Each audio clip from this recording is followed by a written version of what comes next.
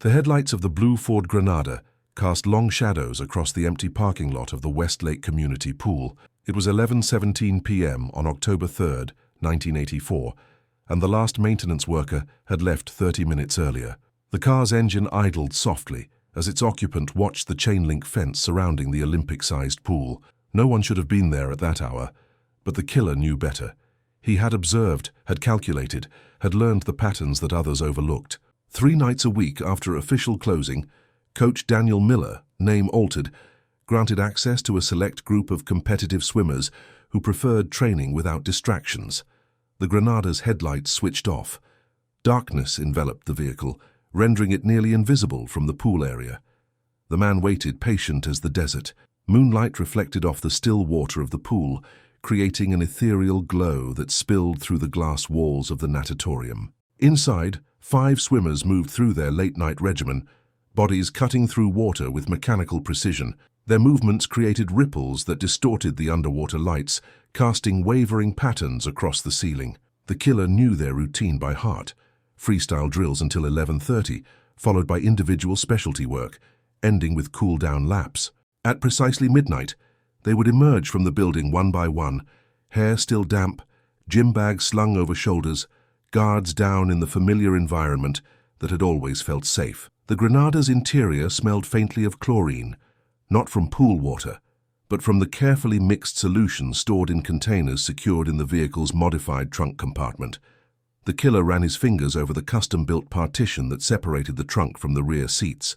The craftsmanship was meticulous, invisible to casual observation. On the passenger seat lay a gym bag identical to those carried by competitive swimmers, navy blue with white piping, bearing the logo of a national swimming association.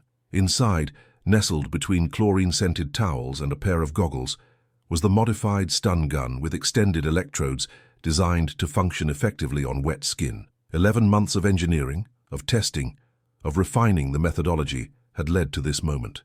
Austin, Texas, in the mid-1980s, was experiencing a population boom. The tech industry was beginning to take root, transforming the laid-back college town into something more complex, more anonymous. New subdivisions sprawled outward, consuming former ranchland.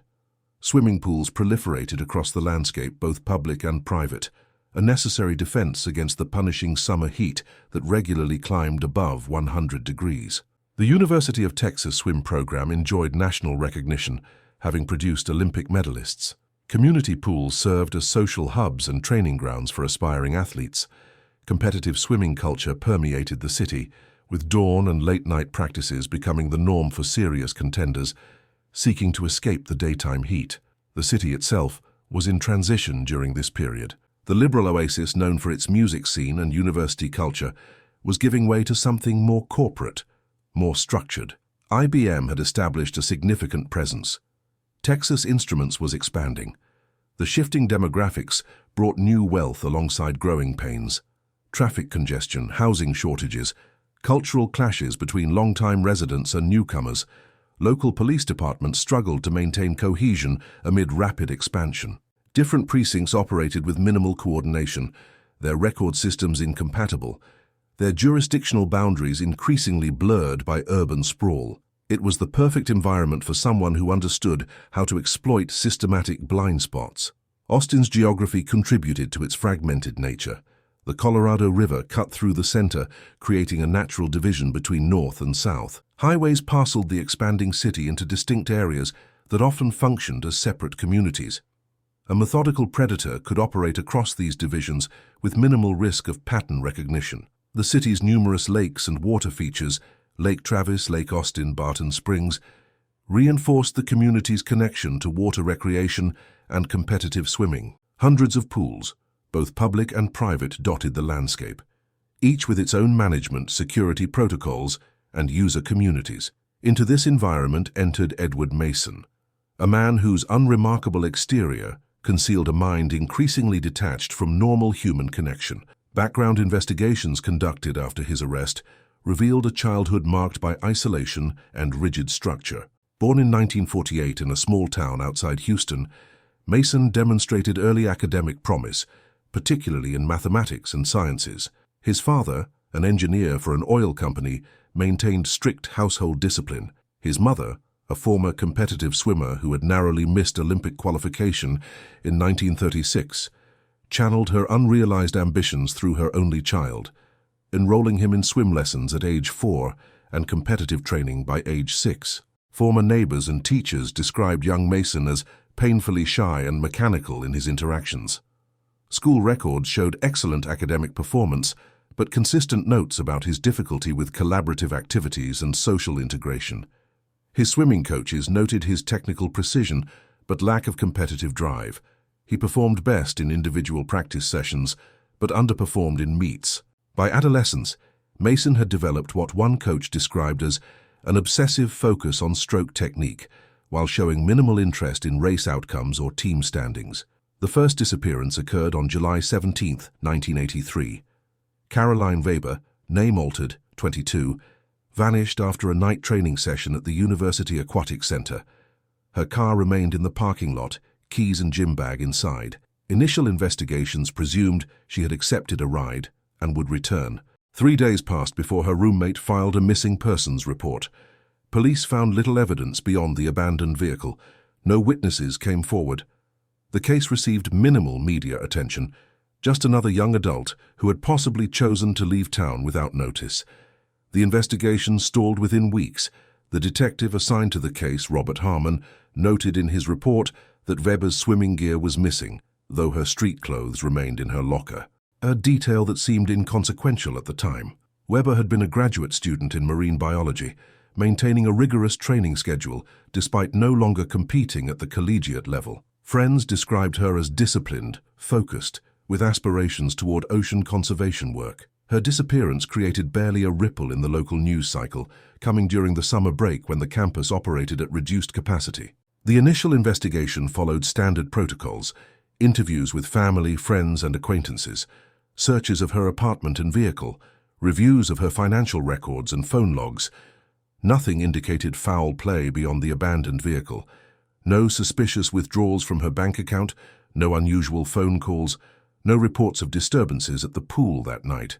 Detective Harmon, a 15-year veteran of the Austin Police Department, had handled dozens of missing persons cases. He recognized the statistical reality.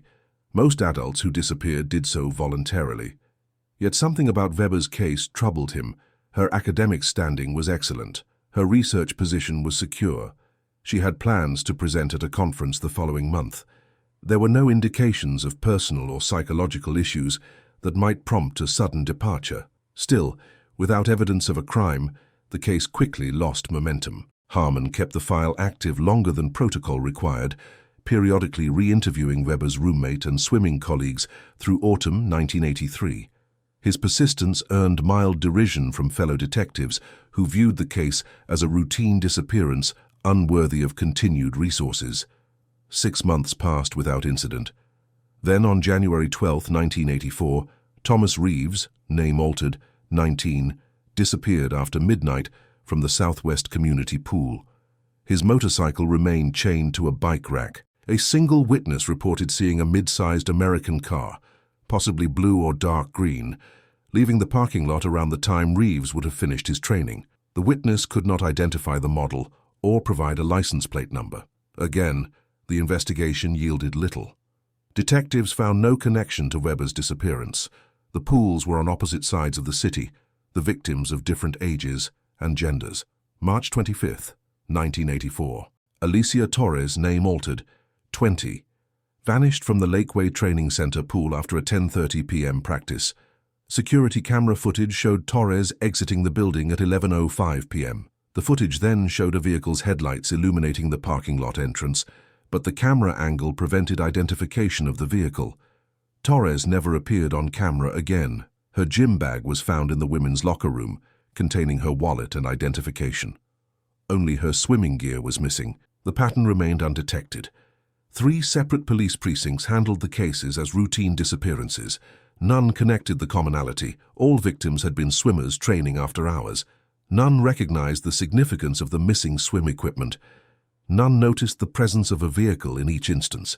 The investigations proceeded independently, each eventually relegated to the growing files of unsolved disappearances that plagued American cities in the 1980s. On May 7, 1984, the pattern escalated. Michael Chen, name altered, 21, disappeared from the University Aquatics Center, the same location as Weber's disappearance 10 months earlier. This time, a security guard reported seeing Chen speaking with a man beside a blue sedan. The guard described the man as average height, thin build, wearing a dark windbreaker. When questioned about further details, the guard admitted he had observed the interaction from a distance and could provide no additional identifying features. The security footage from that night was discovered to be non-functional, a maintenance issue that had gone unreported. Detective Robert Harmon, reviewing Chen's disappearance report, recognized the location from Weber's case. He pulled both files, noting the similarities: night swimming, missing swim gear, abandoned personal vehicles. He began searching for other cases with similar patterns. Within days, he connected Reeves and Torres to what he now suspected was a series of related disappearances. Harmon presented his findings to his superiors, who authorized a task force to investigate what the media would later call the night swimmer cases. June 18, 1984. A blue Ford Granada was observed parked near the Barton Springs pool after closing hours. A patrol officer approached the vehicle but found it unoccupied. The officer recorded the license plate and continued his patrol. 20 minutes later, the vehicle was gone. No disappearances were reported that night.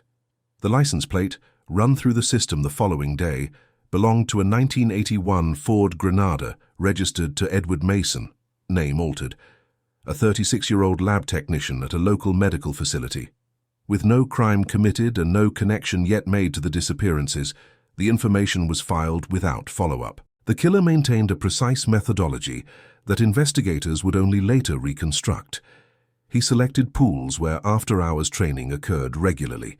He observed for weeks, learning schedules, identifying the swimmers who trained alone or were last to leave. He drove the Granada to the location, parking where he could monitor exits without drawing attention. He approached victims as they walked to their vehicles, often posing as a fellow swimmer or pool employee. The victim's wet hair and the darkness concealed his approach. He carried a gym bag identical to those used by swimmers, containing chlorine-scented towels. The familiar smell disarmed victims momentarily, enough time for him to employ a stun gun concealed within the bag. Incapacitated victims were loaded into the Granada's trunk. The entire process took less than 40 seconds. Mason's journals, discovered later, revealed the obsessive planning behind each abduction. He documented water temperatures, lap times, stroke techniques, and the physical proportions of dozens of swimmers before selecting his victims. His criteria were exacting: swimmers with textbook form, precise rhythm, and what he called aquatic symmetry. He wrote extensively about water resistance patterns, muscle engagement during different strokes, and the mathematical perfection he perceived in certain swimmers' movements.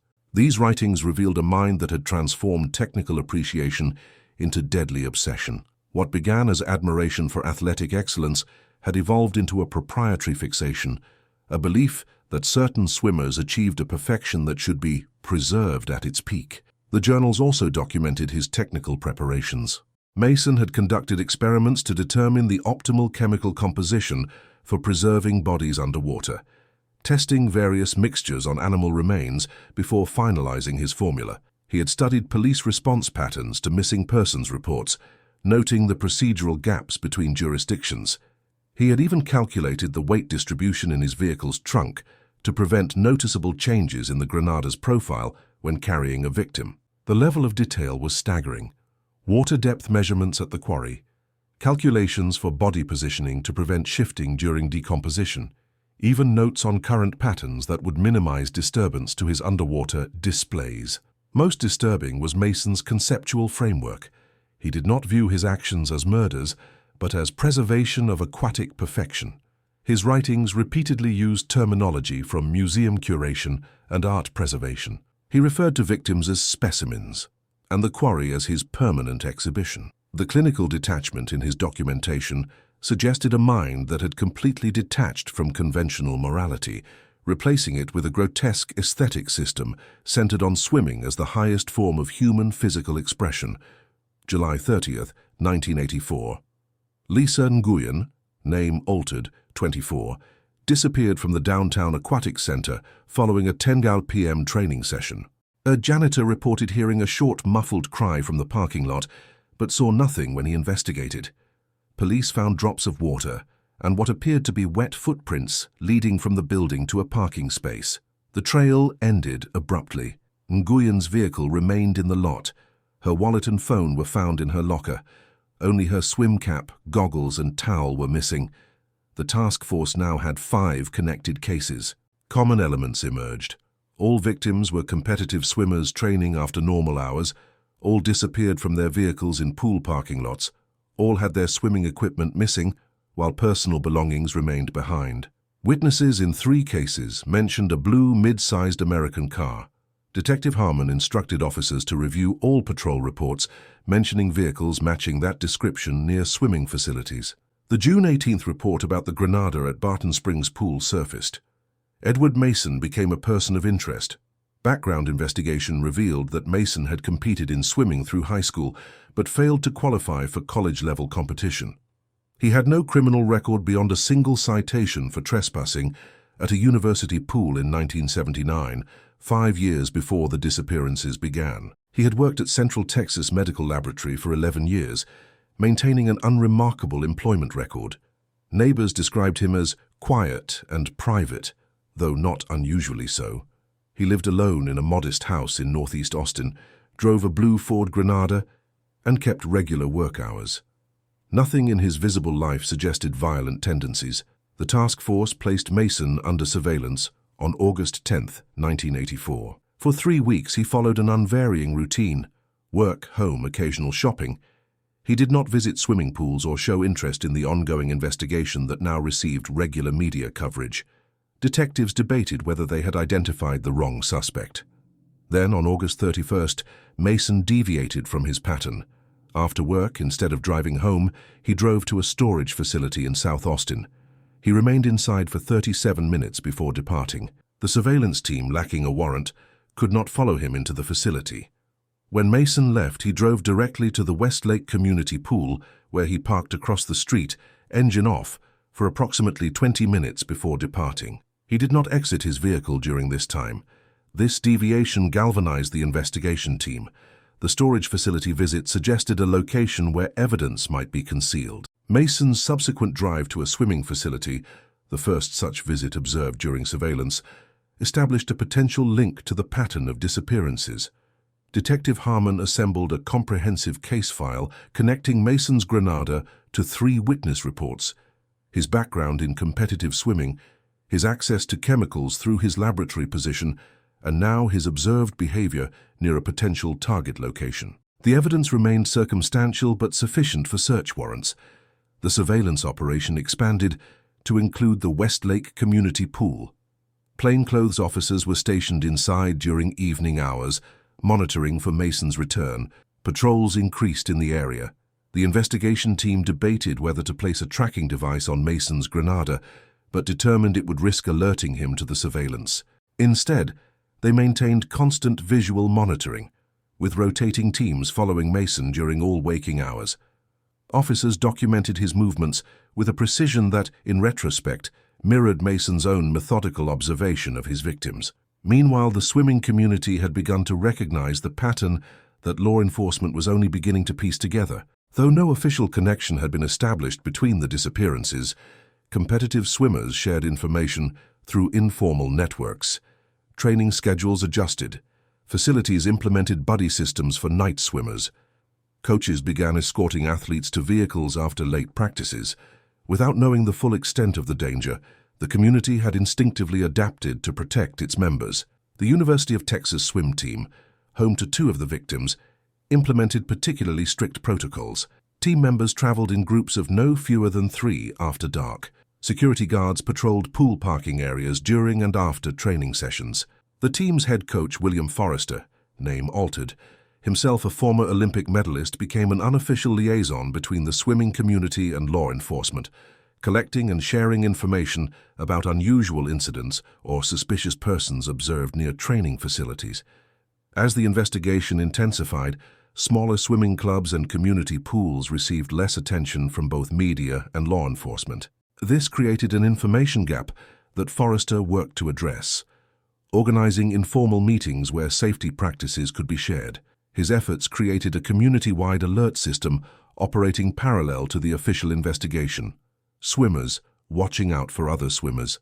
This network would later prove critical in identifying potential victims Mason had documented in his notebooks, but had not yet targeted. Detective Harmon obtained a search warrant for Mason's residence and the storage unit.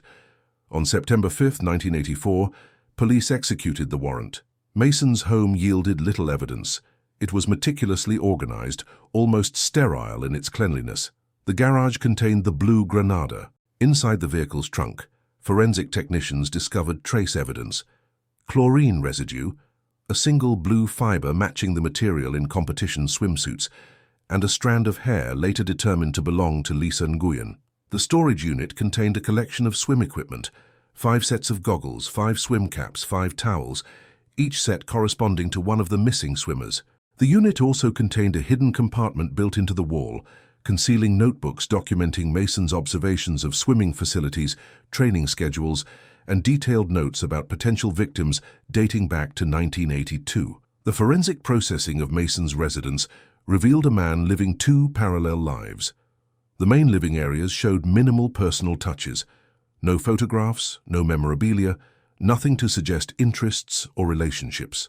The bedroom contained a single bookshelf filled with technical manuals on swimming technique, human anatomy, and water chemistry.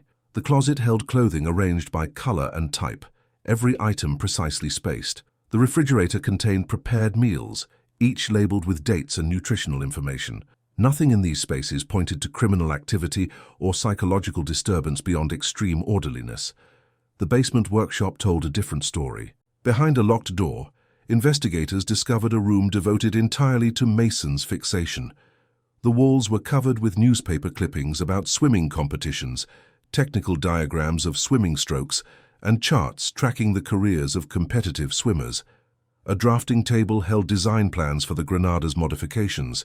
Shelving units contained chemicals and equipment consistent with those used in Mason's laboratory work, but with no legitimate reason to be stored at his residence. Most significant was a custom-built darkroom where the post-mortem photographs had been developed.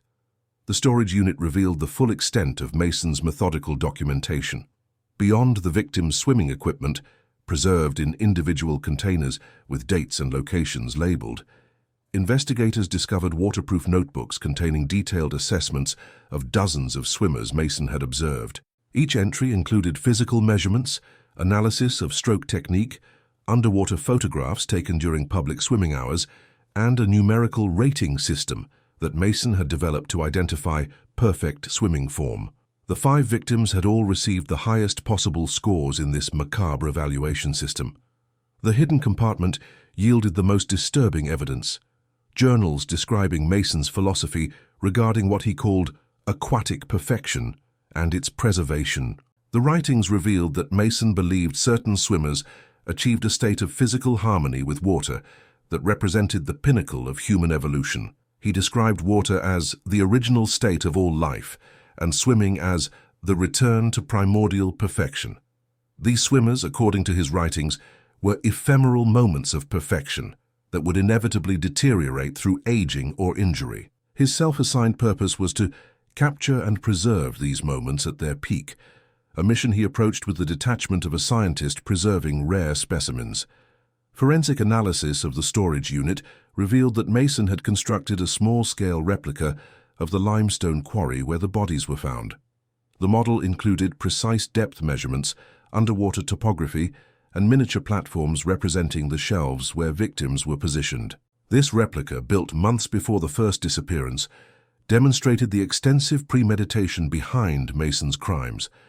Technical experts noted that the model incorporated principles of water pressure, temperature variation, and mineral content, all factors that contributed to the unusual preservation of the victims' remains. Most disturbing were the Polaroid photographs. Each victim had been photographed post-mortem, still wearing their swimming attire, arranged in position as if mid-stroke. The photographs revealed no obvious injuries. Mason had not physically harmed the bodies beyond the act of murder itself. Forensic analysis would later determine that all victims had died from drowning, though not in pool water. Trace evidence suggested they had been drowned in water treated with chemicals similar to, but distinct from, standard pool chlorination. Mason was arrested on September 6, 1984 at his workplace. He offered no resistance. When informed of the charges, 5 counts of first-degree murder, he showed no visible reaction. During initial questioning, he maintained silence beyond acknowledging his understanding of his rights. After 3 days of detention, he requested to speak with Detective Harmon alone. The conversation that followed provided the first glimpse into the mind behind the methodical killings. "You don't understand the patterns," Mason told Harmon. "Nobody did. The way they moved through water, creating perfect rhythm, perfect symmetry. I watched for years. Some had it, that perfect harmony. Most didn't. I could identify the special ones within minutes of seeing them swim. They deserved preservation at their peak moment, before age or injury diminished their form. I studied them, documented them, preserved them in their perfect state." When asked about the victims' locations, Mason refused to answer. "They're still swimming," was his only response. Based on evidence from the notebooks, investigators searched remote areas where Mason had been documented traveling in the weeks following each disappearance. On September 21, 1984, the first body was recovered from an abandoned limestone quarry 30 miles west of Austin. The quarry contained water with high mineral content, creating a preservation effect on the remains. Caroline Weber's body was recovered wearing her competition swimsuit, positioned on a concrete shelf 6 feet underwater. Over the next week, the remaining 4 victims were located in the same quarry, each arranged in different swimming positions on underwater shelves at varying depths. Medical examination confirmed that all victims had died from drowning. The bodies showed evidence of electrical stunning prior to death, consistent with the stun gun found in Mason's storage unit. There were no signs of sexual assault or additional trauma. Toxicology reports indicated that all victims had been conscious but partially paralyzed by a neuromuscular blocking agent at the time of drowning, a chemical Mason had access to through his laboratory work. The investigation continued through fall 1984, revealing additional details of Mason's methodology. He had installed a false bottom in the Granada's trunk, creating a concealed compartment where victims could be transported without detection. The compartment contained a sophisticated oxygen delivery system, explaining how he maintained victims alive during transport to the quarry. His laboratory background had provided both the knowledge and access to chemicals necessary for his crimes. His notebooks revealed that he had observed dozens of potential victims before selecting those he deemed to have perfect swimming form. The blue Granada, initially an overlooked detail, proved central to the case. Mason had specifically chosen the vehicle for its large trunk capacity and inconspicuous appearance. He had modified the suspension to prevent noticeable sagging when carrying additional weight.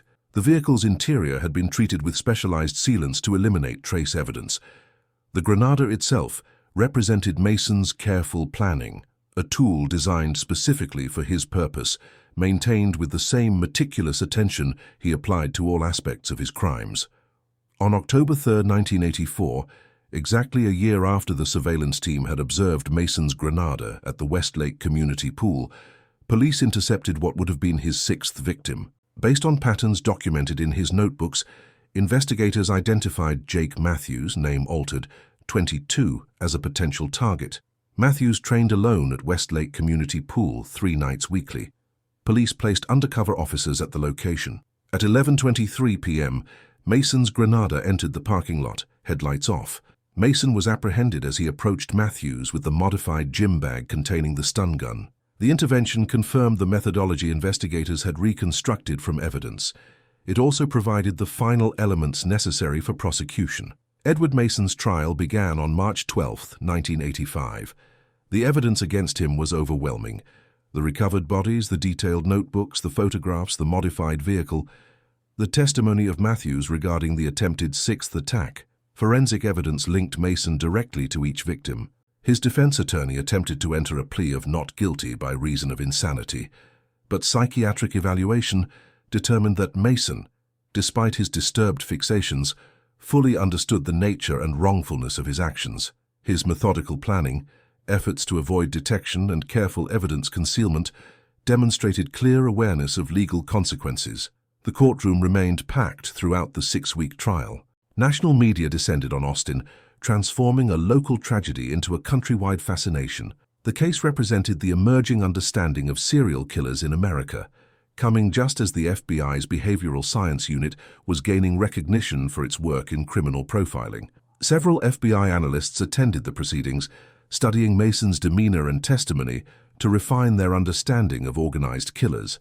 The trial itself became a case study in forensic presentation, with prosecutors methodically connecting physical evidence, timeline construction, and psychological assessment into a cohesive narrative that left no room for reasonable doubt. Family members of the victims attended daily, seated together in a designated area. Their collective grief became a powerful presence in the courtroom, particularly during testimony detailing the recovery of the bodies. When photographs of the quarry were presented as evidence, several family members had to leave the courtroom. The judge had ruled that the actual post-mortem photographs taken by Mason would not be shown to the jury due to their potentially prejudicial nature. Instead, forensic diagrams illustrated the positioning of the bodies. Even these clinical representations elicited audible reactions from the gallery. Mason himself remained emotionally detached throughout the proceedings. He sat perfectly still during testimony, occasionally making notes that his attorney later revealed were critiques of witness descriptions of swimming techniques, not commentary on evidence against him. When Mason took the stand in his own defense, his testimony focused almost exclusively on the biomechanics of competitive swimming, the history of the sport, and what he called the perfect stroke cycle. Despite repeated attempts by both his attorney and the prosecutor to direct him to address the charges, Mason consistently returned to discussions of swimming as an art form. His testimony, intended to support an insanity defense, instead reinforced the prosecution's portrayal of a man whose obsession had evolved into a deadly fixation. Expert witnesses from the psychiatric community offered competing assessments of Mason's mental state.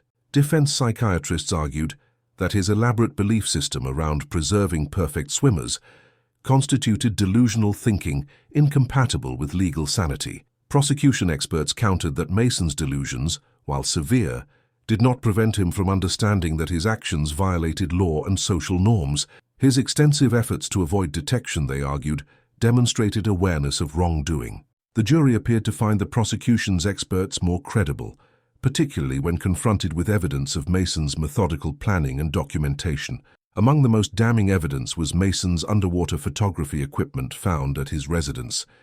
He had constructed a specialized waterproof camera, housing that forensic analysis linked to the post-mortem photographs. The prosecution demonstrated that Mason had spent months testing various lighting configurations and underwater photography techniques before beginning his killings, evidence of premeditation that severely undermined the insanity defense. Technical experts testified that Mason's modifications to both his camera equipment and the Ford Granada demonstrated exceptional engineering skill and forethought.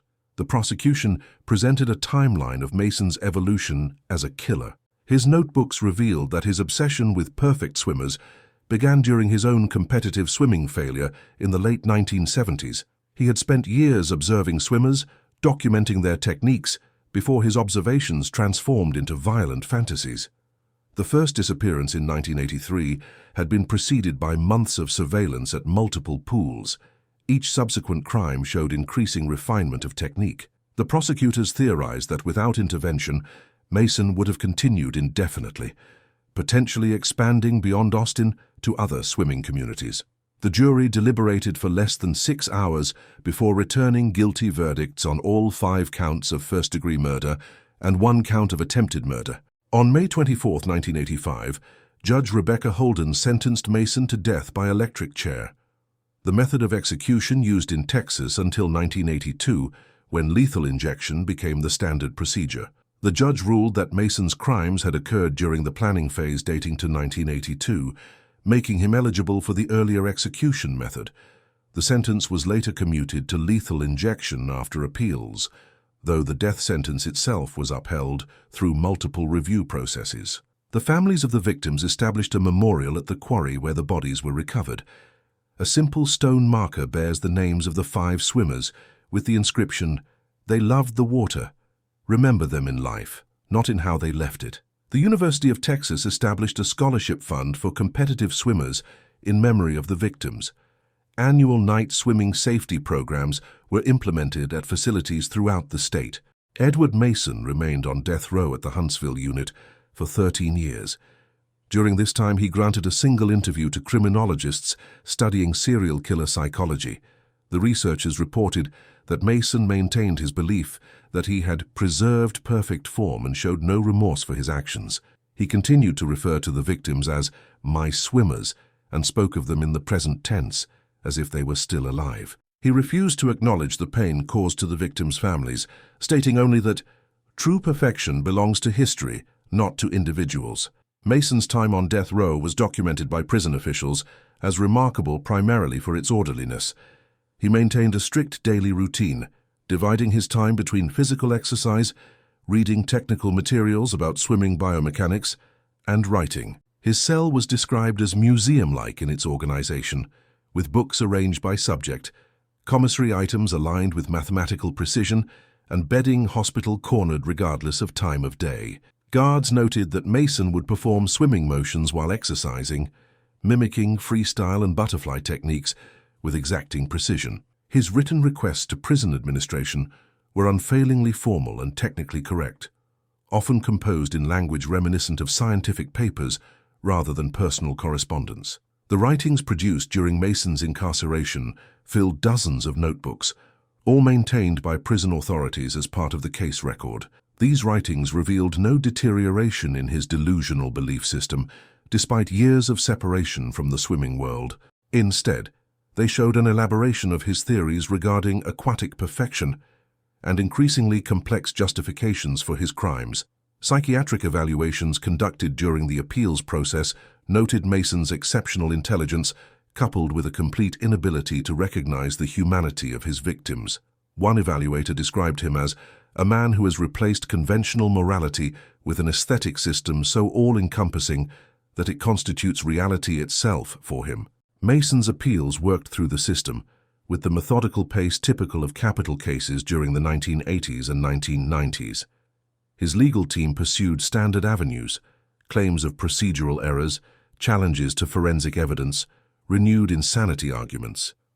Each appeal was denied, with courts consistently finding that the original trial had been conducted properly and the evidence of premeditated murder was overwhelming. Mason's final appeal to the Supreme Court was denied in June 1998, clearing the way for his execution date to be set. As the execution date approached, interest in the case resurged. The families of the victims, who had maintained contact with each other through the years, issued a joint statement declaring their intent to witness the execution. Several declined interview requests, but Thomas Reeves's mother spoke briefly to reporters. "This isn't about vengeance.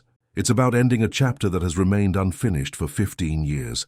Caroline Weber's parents established a scholarship fund for marine biology students at the University of Texas, specifying that the announcement of the first recipient should come after Mason's execution.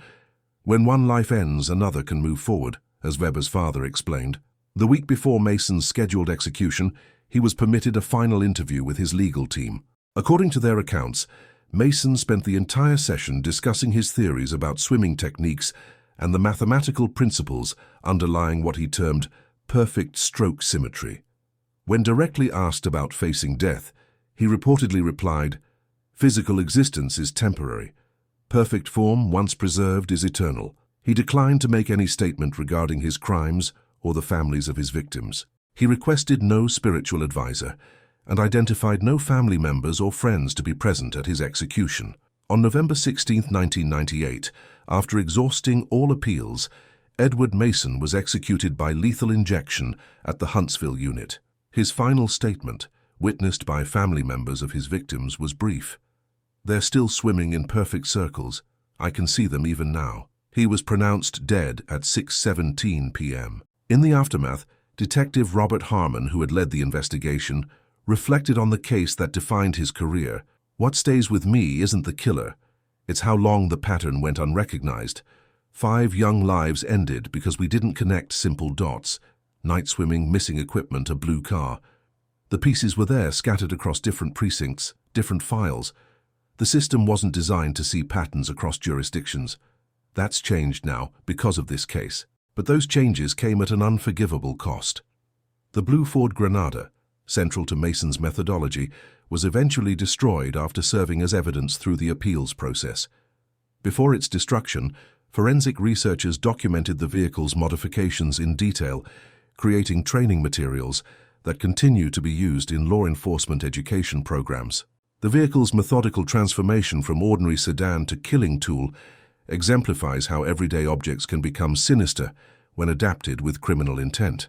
Mason's Granada has become a cautionary example in vehicle searches and evidence collection procedures. Forensic analysis of the Granada revealed engineering sophistication that shocked even experienced investigators.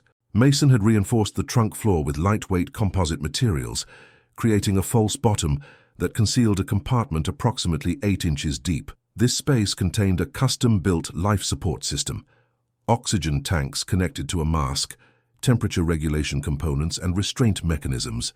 Technical experts concluded that the system could maintain an unconscious victim in a stable condition for up to 4 hours, more than sufficient time to transport them from any Austin swimming facility to the quarry. The vehicle's suspension had been modified to compensate for additional weight without visible sagging. The trunk lid's locking mechanism had been altered to operate silently. The interior upholstery had been treated with a chemical compound that resisted forensic testing for biological materials, a technique that investigators speculated Mason had developed through his laboratory experience.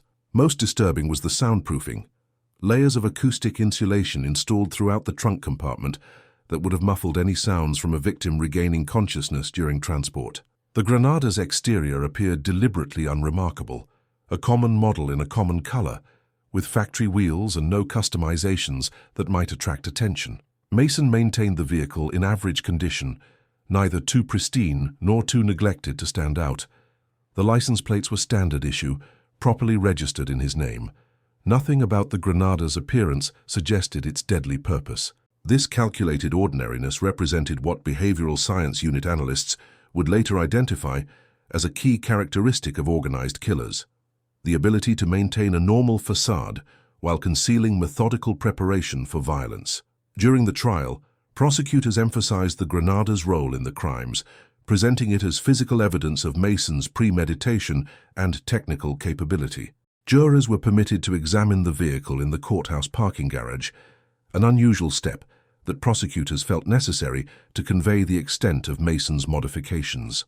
Many jurors reported that seeing the vehicle's hidden compartment made the crimes more tangible than any testimony could. One juror later told reporters, "When I saw that hidden space built for holding people, I understood this wasn't just murder, it was industrial." The Granada became a central symbol in media coverage of the case.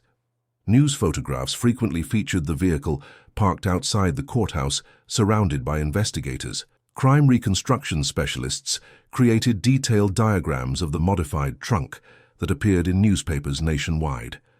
The image of the seemingly ordinary blue sedan, with its sinister hidden purpose, resonated with public fears about everyday danger lurking beneath normal appearances. The vehicle came to represent the case itself in cultural memory. The Blue Granada killer entered the vernacular in Texas, even though Mason himself was never officially given that moniker. Following Mason's conviction, the Granada remained in police custody as evidence during the appeals process. Law enforcement agencies from across the country requested permission to study the vehicle's modifications.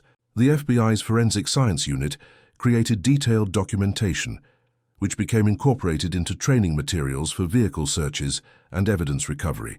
After Mason's execution, with all appeals exhausted, the vehicle was dismantled for final forensic examination before being destroyed, a standard procedure for items directly used in capital crimes. The case transformed how law enforcement in Texas approaches pattern recognition in investigations. Cross-jurisdictional databases were implemented in the late 1980s, allowing detectives to search for similar elements across geographic boundaries. The practice of dismissing missing persons cases involving young adults without thorough investigation ended. Training programs now emphasize identifying behavioral patterns and signature elements that may connect seemingly isolated incidents. The night swimmer case became a foundational study in police academies throughout the United States, particularly in departments serving areas with multiple jurisdictions. The case highlighted the dangers of information silos and the importance of centralized reporting systems for certain crime categories.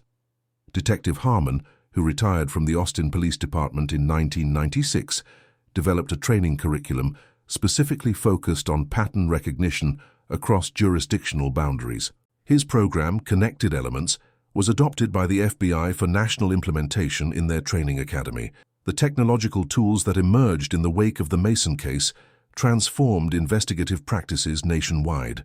The first cross-jurisdictional database, originally designed to track missing persons reports across the greater Austin area, evolved into CODIS, Combined DNA Index System, which became operational in 1990. Similarly, VICAP, Violent Criminal Apprehension Program, expanded its parameters to include signature elements that might not initially appear violent in nature, such as missing swimming equipment.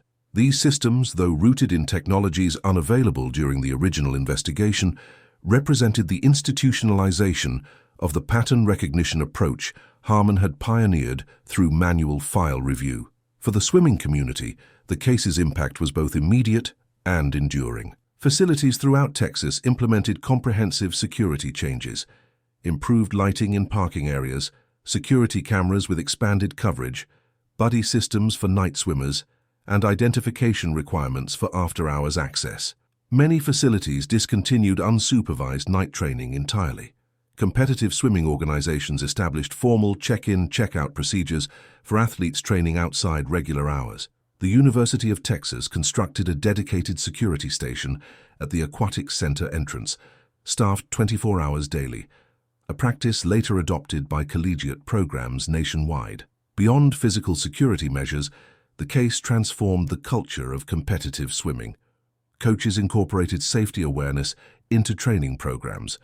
The previously common practice of solo training became socially unacceptable within the community. Parents of young swimmers became more involved in transportation logistics. The insularity that had characterized elite swimming circles, the sense that the sport existed in a protected bubble, was permanently punctured. The recognition that a predator had exploited specialized knowledge of swimming culture to target victims created a lasting wariness that balanced the sport's necessary focus on physical performance with heightened environmental awareness. The night swimmer case entered the cultural consciousness of Texas in complex ways.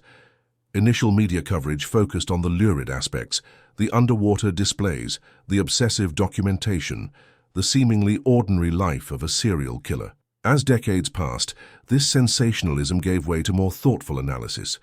Documentary filmmakers explored the systemic failures that allowed the pattern to continue unrecognized. Academic researchers studied the case from criminological, sociological, and psychological perspectives.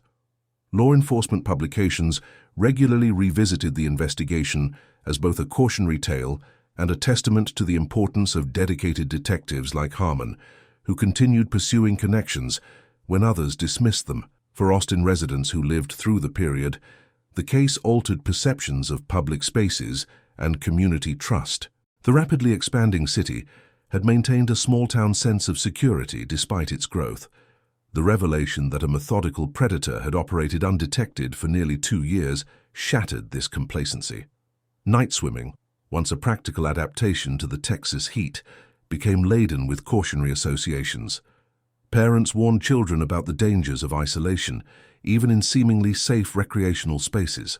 The city's relationship with its abundant water features, once purely positive, acquired an undercurrent of wariness that persists in subtle ways even decades later. Criminal psychology textbooks continue to cite the Mason case when discussing organized killers with ritualistic elements. His crimes displayed the hallmark characteristics of what would later be classified as mission-oriented serial murder, the belief that killing serves some higher purpose. Mason's detailed journals provided unprecedented insight into the development of such a worldview, tracing the evolution from appreciation of swimming technique to the delusional belief that he was preserving perfection through murder. His case stands as one of the most thoroughly documented examples of how specialized knowledge, in this case competitive swimming, can become integrated into a killer's methodology and justification system. The night swimmer case exemplifies the quiet, methodical nature of certain predators who observe patterns that most overlook. Mason's victims were selected not randomly, but through careful observation of routines, vulnerabilities, and isolated moments. His crimes exploited the trust inherent in specialized communities. Competitive swimmers never suspected danger would come from someone who understood their world. This targeting of specific subcultural groups has informed subsequent investigations of similar pattern-based crimes. Criminal profilers have since identified Mason's case as a textbook example of what they term connoisseur killers, perpetrators whose victim selection is driven by expertise in a specific domain. Unlike opportunistic predators who target based on vulnerability alone, connoisseur killers choose victims who represent some idealized standard within their field of fixation. Mason's extensive knowledge of competitive swimming enabled both his selection criteria and his methodology. This recognition has led investigators to consider specialized knowledge as a potential investigative avenue when similar patterns emerge, examining whether a perpetrator demonstrates unusual familiarity with victim environments or activities. The victims themselves, reduced to objects in Mason's distorted worldview, have been reclaimed through memorial efforts that emphasize their humanity and achievements beyond swimming. Caroline Weber's marine biology scholarship continues to support graduate students focused on ocean conservation, the career she never had the opportunity to pursue. The Thomas Reeves Music Program provides instruments and instruction to underprivileged youth, honoring his secondary passion outside the pool. Alicia Torres' family established a criminal justice scholarship supporting Hispanic students pursuing law enforcement careers. Michael Chen's engineering designs, preserved by former classmates, were eventually patented and implemented in efficient water filtration systems for developing nations. Lisa Nguyen's journal writings were posthumously published, revealing a thoughtful young woman who used swimming as meditation on impermanence and flow. Collectively, these legacies ensure that the victims are remembered for their contributions and potential, rather than merely as casualties. The memorial at the limestone quarry, once a simple stone marker, has evolved over decades into a contemplative space that draws visitors seeking to understand both the tragedy and its broader significance. The original marker has been supplemented with 5 stone benches arranged in a semicircle facing the water, each engraved with a quality embodied by one of the victims. Curiosity, Weber; creativity, Reeves; determination, Torres; innovation, Chen; mindfulness, Nguyen. The site hosts an annual gathering each October, attended by family members, investigators, and members of the swimming community. What began as a solemn remembrance has transformed over time into a forum for discussing safety, community vigilance, and the balance between living fully and living cautiously. Detective Robert Harmon's relationship with the case continued long after his retirement. Until his death in 2017, he maintained contact with the victims' families and participated in annual memorial events. His personal archives, donated to the Austin History Center, provide the most complete documentation of the investigation outside official police records. In a recorded oral history completed shortly before his death, Harmon reflected on the case's impact on his understanding of both criminal behavior and investigative methodology. What Mason taught us, unwillingly, was that expertise can be weaponized. He knew swimming better than most coaches or athletes.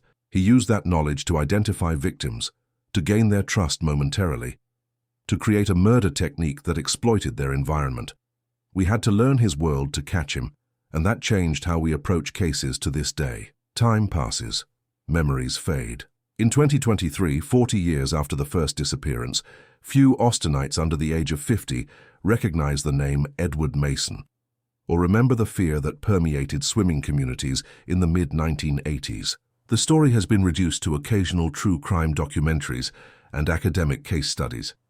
Yet the effects remain, in security protocols, in investigative techniques, in the imperceptible caution that accompanies night swimming across Texas.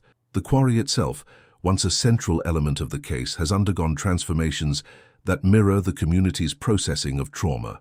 Initially sealed off and drained following the investigation, the site remained abandoned for nearly a decade. In the late 1990s, as part of an environmental restoration project, the quarry was refilled and replanted with native species. Today, it exists as a nature preserve, the water once again clear, but now teeming with life: fish, aquatic plants, insects.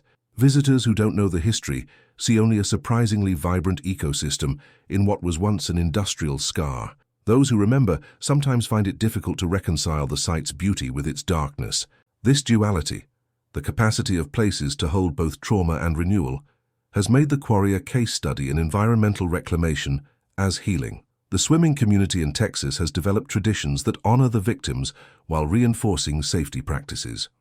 The annual night swim for safety, held at pools throughout the state, combines competitive events with education on situational awareness.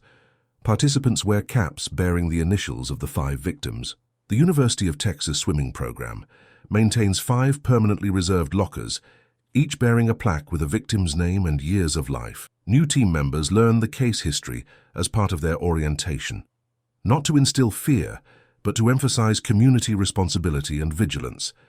These practices have spread beyond Texas, with swimming programs nationwide incorporating similar memorial elements and safety education. Academic research on the case continues to yield insights across multiple disciplines. Criminal justice programs study the investigation as a model of cross-jurisdictional cooperation. Forensic science courses examine the physical evidence collection and preservation techniques that secured Mason's conviction. Psychology departments analyze his writings for better understanding of how specialized knowledge can become integrated into delusion systems. Sociology researchers explore how specialized communities like competitive swimming develop both vulnerabilities and resilience in response to targeted threats. The night swimmer case, due to its extensive documentation and distinctive characteristics, has become one of the most thoroughly studied serial murder investigations in American criminal history. Perhaps the most lasting impact exists in the subtle everyday behaviors of swimmers who never knew the victims. Across Texas pools, a tradition continues without most participants understanding its origin. Competitive swimmers rarely leave facilities alone after dark. They walk to vehicles in pairs or groups, scanning parking lots before exiting buildings. They check back seats before entering cars. These habits, passed down through generations of coaches and teammates, form a living memorial more enduring than stone markers or scholarship funds. Unconscious adaptations to dangers once realized, now faded but not forgotten. Water holds memory in its molecules, scientists tell us. The pools where Mason observed his victims have been drained, refilled, and chlorinated countless times since the mid-1980s. The quarry where the bodies were recovered has been sealed, its water diverted. Yet something remains. In the collective consciousness of communities, in the procedural memory of institutions, in the cautious glance over a shoulder in a dark parking lot.